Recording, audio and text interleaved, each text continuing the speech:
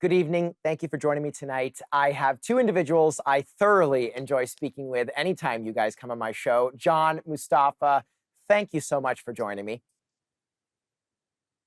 Thank you for having us. It's a Absolutely. pleasure. Thank you.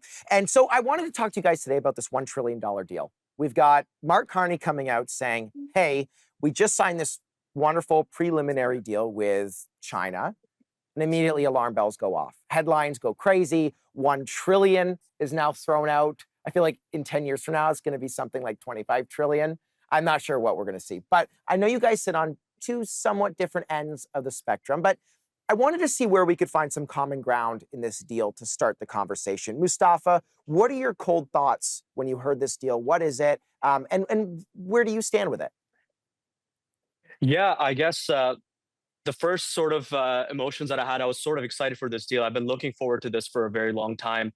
I think it's high time that Canada looks at other partners across the world. And given that China is a leading exporter of EVs and manufacturer of EVs and has this huge market that I think Canada has been missing out on, I think this is a right foot in the right direction. And I'm really happy to be seeing this unfold in real time. John, would love to know your thoughts on this.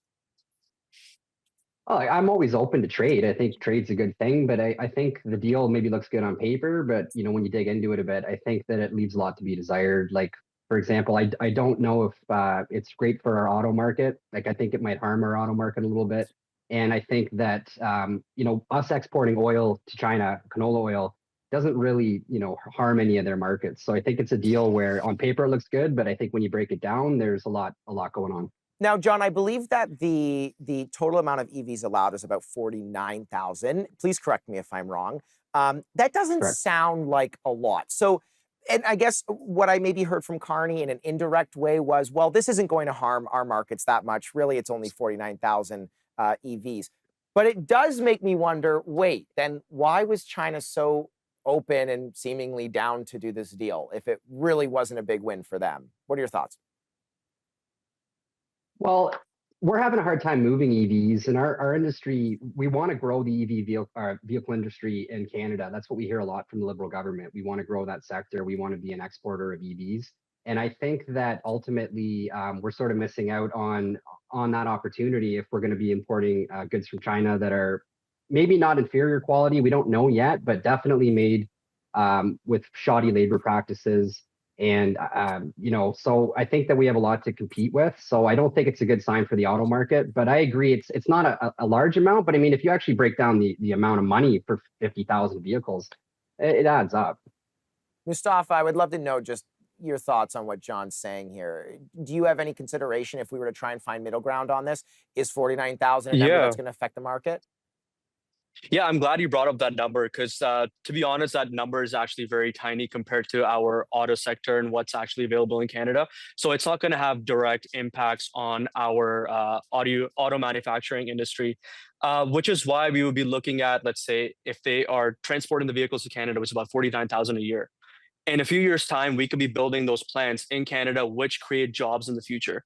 And to John's point, I don't entirely disagree with him because I understand that China does have those sneaky labor practices and whatnot that we should be careful of.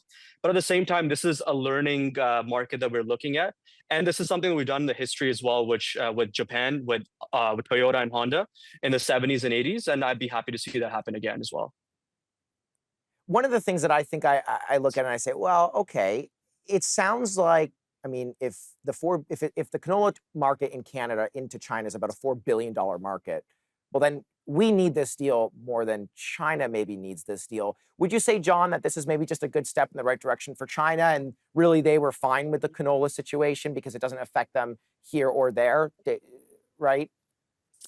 Well, that's part of the thing. We actually traded 5 years of tariffs on EV vehicles for a year of tariff reduction on agriculture. So we're going to be back in a year asking them to continue to keep the tariffs off agriculture, canola oil.